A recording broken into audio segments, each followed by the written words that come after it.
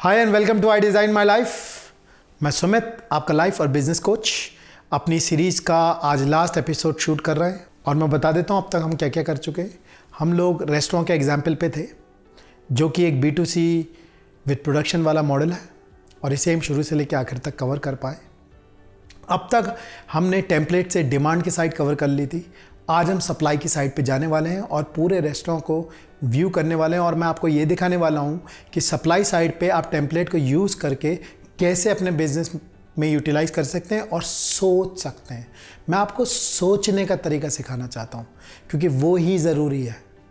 किसी से ये मत पूछिए ये कैसे करूँ, किसी से ये पूछिए ये चीज़ सोचूं कैसे। ठीक है, तो चलिए आगे बढ़ते हैं, सप्लाई साइड में बढ़ते हैं। सबसे पहले फंडामेंटल इक्वेशन पे आता हूं। बिजनेस की फंडामेंटल इक्वेशन थी revenue minus cost is equal to profit. आर हम कवर कर चुके थे। डिमांड की साइड पे हम लोगों ने अपनी ग्रोथ स्ट्रैटेजी बना ली थी, मार्केटिंग के एनालिटिक्स कर ली थी, ये वाला काम कर लिया।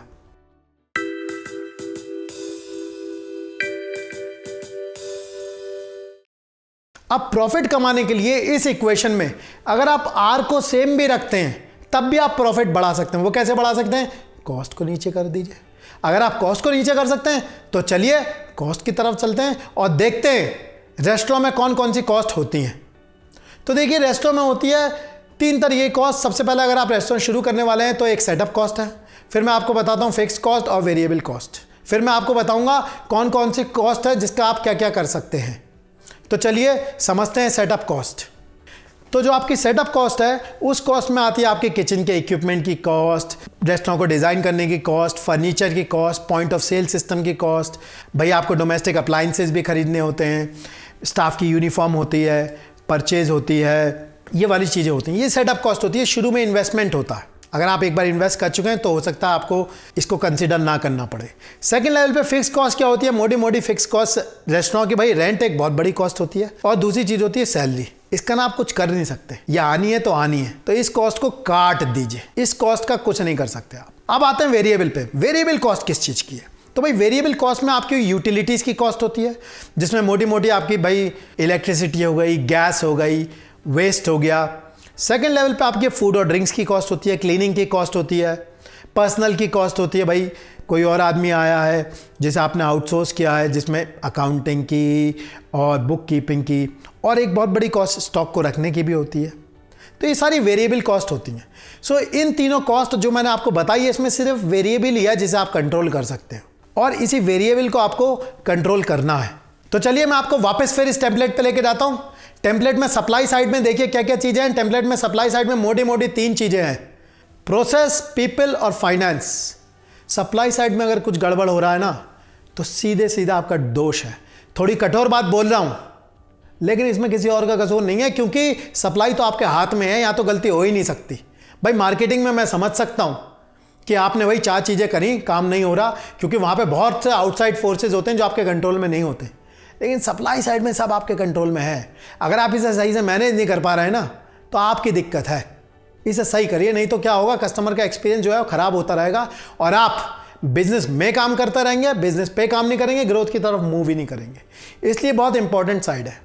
चलिए प्रोसेस की तरफ बढ़ते हैं। भाई प्रोसेस में मैंने बताया था 3 इंपॉर्टेंट चीज़ें होती हैं।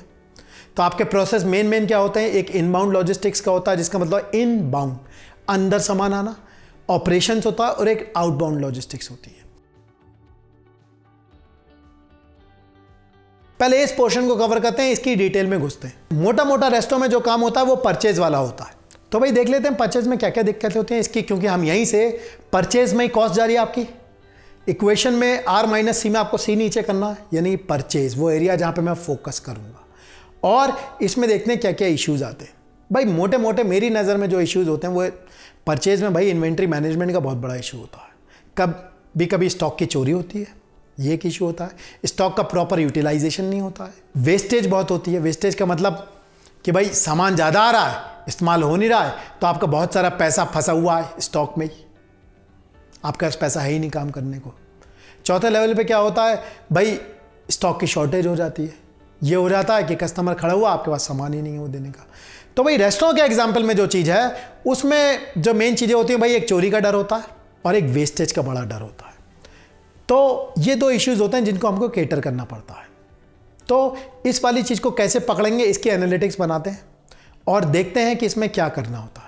तो इसमें दो तरीके के टेबल बना रहा हूँ, आपका एक परचेज का टेबल बना रहा हूँ और आपके एक सेल्स ऑर्डर का टेबल बना रहा हूँ, और इसे थोड़ा डिटेल में समझाता हूँ ताकि आप समझ लें कि इन दोनों चीज़ों से हमारी कितनी सारी इंटेलिजेंस निकल के आएगी और यहाँ से मैं आपको बहुत सारी चीज़ें बता सकता हूँ। तो भाई जो सबसे पहली ग्रिड है वो ग्रिड है परचेज की। मैंने इस ग्रिड को बहुत सिंपल रखा है ताकि आपको समझने में आसानी हो। तो इसमें भाई एक डेट मान लेते हैं, जैसे मैंने डेट 1 बोल दिया है। तो इसमें आइटम मान लेते हैं पनीर आया, पनीर का 2 किलो आइटम आया जिसका अमाउंट था 60 रुपये, एवरेज कॉस्ट 30 रुपये। चिकन आया 2 किलो 120 रुपये का, एवरेज कॉस्ट 60 रुपये। मिल्क आया 2 किलो 30 रुपये का, एवरेज कॉस्ट 15 रुपये। ये फिगर्स इंपॉर्टेंट नहीं है, अब जो मैं बोलने वाला हूँ वो है इंपॉर्टेंट। हमें यह पता लगाना है कि वेस्टेज हो रही है कि नहीं, ये प्रॉब्लम है सॉल्व करनी है। चलिए एक पनीर के एग्जाम्पल से आपको समझा देता हूँ। तो ये कहते हैं भाई, ये देखते हैं कि भाई एक प्लेट प्रोड्यूस होने में कितना पनीर लगता है, किसी भी एक डिश की एक प्लेट मान लेते हैं 200 ग्राम लगते हैं। तो भाई हमारे यहाँ 2 किलो पनीर आया, इसका मतलब 2000 ग्राम। 2000 ग्राम का मतलब हमारी 10 प्लेटें बनी। आइडियली अगर वेस्टेज नहीं हो रही है तो हमारी 10 प्लेटें खर्च होनी चाहिए। चलिए अब सेल्स ऑर्डर की तरफ चलते हैं। सेल्स ऑर्डर में मैंने एक ही तारीख के 3 ऑर्डर लिए हैं। आप ऑर्डर नंबर में देखेंगे 1 है, 2 है और 3, ये तीनों अलग अलग ऑर्डर हैं और आइटम है पर ऑर्डर के। तो सबसे पहले वाले ऑर्डर को देखते हैं, उसमें पनीर बटर मसाला जो कि 1 क्वांटिटी, गोभी 1, बटर चिकन 1 और 6 रोटी। दूसरे ऑर्डर में पनीर बटर मसाला के 2 ऑर्डर और रोटी 3। तीसरे में गोभी 1, बटर चिकन 1, चाउमीन 1। फिगर्स जरूरी नहीं है, कॉन्सेप्ट जरूरी है, वो मैं अब आपको बताने वाला हूं। अब देखिए यहाँ पे पनीर की कितनी प्लेटें इस्तेमाल हुई। यहाँ पे पनीर की 3 प्लेटें इस्तेमाल हुई हैं, यानी कि 600 ग्राम पनीर ही चाहिए था। हम लाए कितना थे, 2000 ग्राम, यानी कि 2000 ग्राम माइनस 600 ग्राम 1400 ग्राम। 1400 ग्राम जो पनीर है वो हमारे पास पड़ा हुआ है। या तो मैं इस पनीर को बचा लेता जो कि मैं अगले दिन इस्तेमाल कर लेता, ये मैंने नहीं करा। तो अब मैं क्या करूंगा, बाकी की 7 प्लेटें जो हैं वो फेंकेंगी। ये है वेस्टेज। और अगर हमें कॉस्ट कम करनी है तो हमें इस वेस्टेज पे कंट्रोल लाना पड़ेगा। आपको बताता हूँ, हमने बहुत सारे रेस्टोरेंट ओनर के साथ काम किया और हमने उन्हें इस लेवल तक एनालिटिक्स दे दी थी कि उन्हें पता होता था कि किस दिन कितना काम इस्तेमाल हो रहा है। इससे क्या हुआ, उनकी कॉस्ट बहुत नीचे आ गई। और जब आप कॉस्ट का जितना पैसा बचाते हैं वो आप मार्केटिंग में लगा सकते हैं। आप ये इसलिए नहीं करते क्योंकि आपके पास सिस्टम नहीं है, आपको तरीका नहीं आता, और वही हम सिखाने की कोशिश कर रहे हैं। जो भी चीज़ आपकी कंपनी में आपके लिए इंपॉर्टेंट है उसका एनालिटिक्स बनना चाहिए और आपकी इंटेलिजेंस उससे निकलनी चाहिए। इस पे खर्चा करिए, एनालिटिक्स करिए, डेटा एंटर करवाइए। डेटा आपके लिए बहुत इंपॉर्टेंट है। मोस्ट ऑफ द प्लेसेस में सब लोग ऑफलाइन ही काम कर रहे होते हैं। पेपर पे आप कैसे एनालाइज करोगे, जो मैंने आपको शीट में एनालाइज करके चीज़ यहाँ पे बताई, नहीं कर सकते, इसीलिए फंसे रहते हो। चलिए आगे बढ़ता हूं। जो सेकंड प्रोसेस है वो ऑपरेशंस का। भाई रेस्टोरेंट में ये आपका किचन होता है, दूसरी जगह पे कुछ और होता है, यहाँ पे प्रोसेसिंग हो रही होती है। तो किचन में क्या आता है भाई, एक ऑर्डर आता है, आपको उस ऑर्डर को फुलफिल करना होता है, तो वो वाली चीज़ होती है। यहाँ पे इश्यूज क्या आते हैं, यहाँ पे इश्यूज आते हैं भाई, कभी कभी रॉन्ग ऑर्डर आता है, डिले हो जाती है, ये मोटे मोटे इश्यूज होते हैं। रेस्टोरेंट के केस में एक बहुत इंपॉर्टेंट फैक्टर होता है, जो शेफ होता है वो बहुत ज़रूरी आदमी बन जाता है, वो क्रिटिकल बन जाता है। शेफ ने छोड़ा, रेस्टोरेंट की छुट्टी। ये नहीं होने देना, किसी भी एम्प्लॉय का हाथ ना आपकी गर्दन पे नहीं हो सकता। ये गलती आप करते हैं उसे क्रिटिकल बना के। इस केस में रेसिपी बनाइए, और रेसिपी तब तक सही होनी चाहिए जब तक एक तीसरा आदमी उस रेसिपी से वैसा ही खाना ना बना दे जैसा आपके शेफ ने बनाया। फिर देखिए आपका शेफ आपको थ्रेटन नहीं कर सकता और आपकी चीज का नुकसान भी नहीं होगा। इस चीज में आलस मत करिए, क्योंकि यही चीजें जहां पे आपका ध्यान जाना चाहिए। रोजमर्रा की उन चीजों पे काम मत करिए जिसका आपके कस्टमर एक्सपीरियंस है और ग्रोथ से कोई लेना देना ही नहीं है। आपका टाइम बहुत वैल्यूएबल है, सही जगह पे लगाइए। तो रेस्टोरेंट के एग्जांपल में ये रेसिपी से ये वाला काम हो जाना चाहिए। आउटबाउंड लॉजिस्टिक्स में ज़्यादा दिक्कत नहीं होती है, इसलिए मैं इस वाले एरिया को काट दे रहा हूँ। हो सकता है आपके बिजनेस में हो, ट्रांसपोर्टेशन की कॉस्ट हो, उसे आप देख लीजिएगा। B2C बिजनेस में सिर्फ कंज्यूमर वाले बिजनेस में ये वाली दिक्कत होती है, क्योंकि आपको कस्टमर के यहाँ जाना पड़ता है, वो वाली चीज़ रिजॉल्व करनी पड़ती है। तो आपके कस्टमर अगर दूर दूर होते हैं तो फ्यूल का एक्सपेंस बढ़ जाता है, पेट्रोल का एक्सपेंस बढ़ जाता है। वहाँ पे आपके लिए आउटबाउंड लॉजिस्टिक्स ज़रूरी होगी। इस केस में नहीं है, इसलिए मैं नहीं ले रहा हूँ। अगर आप अपने बिजनेस को ग्रो करना चाहते हैं तो हम एक प्रोग्राम भी रन करते हैं जिसे हम ग्रो योर बिजनेस 5x कहते हैं।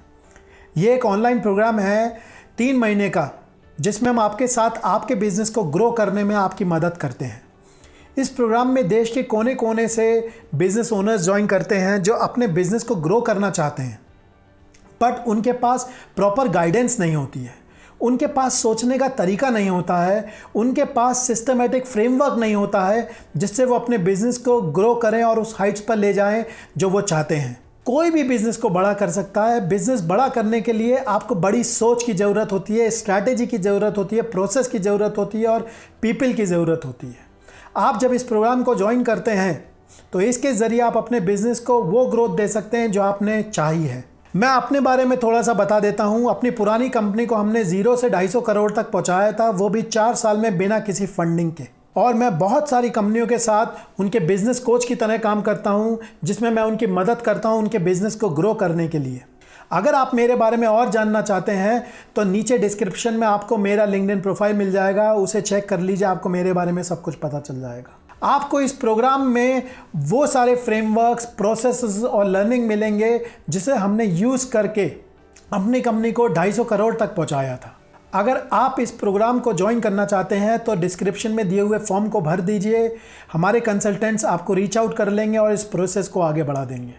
हमारे बहुत सारे दर्शक मोबाइल पर ये वीडियो देखते हैं, उनको मैं बताना चाहता हूँ कि आप इस जगह पर जब क्लिक करेंगे तो आपको वो लिंक मिल जाएंगे जिससे आप डॉक्यूमेंट डाउनलोड कर सकते हैं। तो इस जगह पर क्लिक करिए और डॉक्यूमेंट को डाउनलोड कर लीजिए। और एक चीज़ और आपको बताना चाहता हूँ, आप डिस्क्रिप्शन में जाकर हमारे व्हाट्सएप की बिज़नेस कम्युनिटी ज्वाइन कर सकते हैं। इस कम्युनिटी में मैं आपके साथ बहुत क्लोजली काम करता हूँ और ये पूरी की पूरी बिज़नेस कम्युनिटी है। इसमें आप अपने क्वेश्चन ला सकते हैं और मैं पूरी कोशिश करता हूँ कि मैं आपके उन क्वेश्चनों को वहाँ पे आंसर कर सकूँ। मैं इस कम्युनिटी में डेली लेवल पे वीडियो भी बना के डालता हूँ जिससे बहुत सारे लोग बेनिफिटेड होते हैं।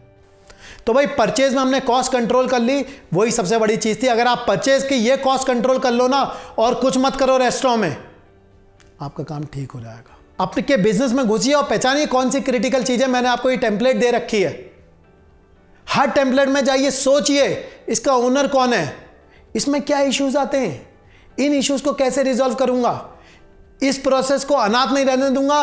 किसी भी प्रोसेस के ओनर आप नहीं हो सकते, क्योंकि अगर किसी प्रोसेस के ओनर आप हैं तो मुझसे लिखवा के रख लीजिए, वो प्रोसेस सफर करना शुरू कर देगा।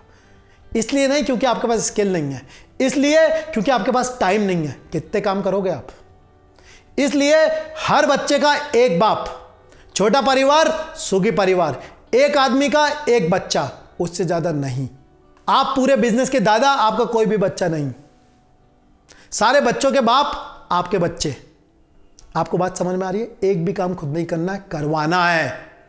क्योंकि अगर आप काम करोगे तो बिजनेस के बारे में कौन सोचेगा, ग्रोथ के बारे में कौन सोचेगा। इसलिए अगर आपका दिन में 1 से 1.5 घंटा इस काम से ऊपर जा रहा है, इसका मतलब आप कुछ गड़बड़ कर रहे हो, इसे सही करिए। चलिए सेकंड लेवल पर पहुंचता हूं। जो सेकंड लेवल है वो है पीपल का। भाई पीपल में मोटी मोटी दिक्कतें होती हैं एट्रिशन की, कि आदमी हमें छोड़ के चला जाता है, उसमें नॉलेज की दिक्कत होती है, और एक मैं आपको बता चुका हूँ शेफ क्रिटिकल बन जाता है, आपका कोई एम्प्लॉय बहुत क्रिटिकल बन जाता है। तो भाई इस वाली चीज़ को आप रिजॉल्व स्टैंडर्ड ऑपरेटिंग प्रोसीजर से कर सकते हैं। SOPs बनाएंगे और वो इस तरीके से बने हुए होने चाहिए कि आपने किसी को पकड़ाया, उसने काम कर दिया। मैं जिन बिजनेस ओनर के साथ काम करता हूँ, मैं तो उनसे कहता हूँ भैया ज़्यादा सैलरी वाला मुझे आदमी चाहिए ही नहीं।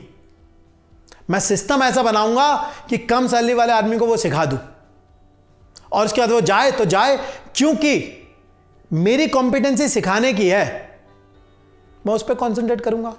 और फिर फैक्ट्री लग जाएगी, किसे आना है आए, किसे जाना है जाए, क्योंकि हमें सिखाना आता है, इसलिए फटाफट 2-3 दिन में ये चीज़ सिखा के ख़त्म कर देते हैं। यहाँ पे जोर लगाएंगे। थर्ड है फाइनेंस। फाइनेंस के बारे में मैंने आपको बताया, भाई वेरिएबल कॉस्ट है, फिक्स कॉस्ट होती है, बाकी क्या होता है, आपका सप्लायर का डेट होता है, उस चीज़ को कंट्रोल में रखिए। आप फाइनेंस की मॉनिटरिंग नहीं करते, वो इसलिए नहीं करते क्योंकि आपके पास आसान सिस्टम नहीं है, आपके पास डेली रिपोर्ट्स नहीं आती, तो वो सिस्टम बनाइए। तो देखिए हम लोगों ने डिमांड देखी, सप्लाई देखी, और फिर मैंने आपको बताया जो बेसिक इक्वेशन होती है बिजनेस की, आप उसे कैसे रिजॉल्व कर सकते हैं। आपको सिर्फ ये बिजनेस टेम्पलेट उठाना है और हर टेम्पलेट पे विचार करना है। विचार करते जाइए, आपके सामने चीजें ऐसे खुल के आ जाएंगी और फिर उन्हें एक एक पकड़ के रिजॉल्व कर दीजिए। हम पूरी कोशिश करते हैं और इतनी मेहनत करते हैं कि आपको दे सकें ताकि आप खुद कर सकें। लेकिन अगर आपको फिर भी डिफिकल्टी होती है ये वाला काम करने में, तो आप हमारा कोर्स ज्वाइन कर सकते हैं। उस कोर्स में आप ये समझ सकते हैं, जब हम वीडियो पे इतनी चीज़ें समझाते थे, जब आप हमारे साथ काम करेंगे तो किस लेवल ऑफ डेप्थ में हम आपके साथ काम कर रहे होंगे। तो अगर आपसे ये काम खुद नहीं हो पा रहा है तो आप हमारा ग्रोथ वाला प्रोग्राम ज्वाइन कर सकते हैं और उसमें काम कर सकते हैं। कोशिश करिए आप खुद ही कर लीजिए, नहीं होता तो हमारे पास आ जाइए। कई लोगों के मन में ये डाउट होता है इससे हमें फ़ायदा हो पाएगा कि नहीं। आप टेस्टिमोनियल सेक्शन में चले जाइए, हमारे यूट्यूब पे ही सक्सेस स्टोरीज़ बनी हुई हैं, वहाँ पे बहुत लोगों की सक्सेस स्टोरीज़ हैं। आप उन्हें कॉल कर सकते हैं, उनसे बात कर सकते हैं, पूछ सकते हैं उन्हें कैसे फ़ायदा हुआ और ये वाला काम कर सकते हैं। हम आपसे ये सिर्फ ये कहना चाह रहे हैं, इस पर काम करिए, खुद करिए या साथ में करिए, इससे फ़र्क नहीं पड़ता, लेकिन बैठे मत रहिए, सही चीज़ों पे काम करिए, क्योंकि आपका बिजनेस ग्रो होने का इंतज़ार कर रहा है, आप नहीं कर रहे हैं उस पे काम। तो बिजनेस पर काम करिए। आशा करता हूं आपको ये वीडियो सीरीज़ पसंद आई होगी। अगर आपको ये सीरीज़ पसंद आई है तो लाइक करिए, शेयर करिए और कमेंट करिए और हमें बताइए और कौन सी चीज़ें जो आप चाहते हैं कि हम आपसे डिटेल में डिस्कस करें, ताकि आपकी अपने आप मदद हो सके। जाने से पहले आपको बताना चाहता हूं कि अपने आप से बोलिए कि I am responsible for my life and I design my life.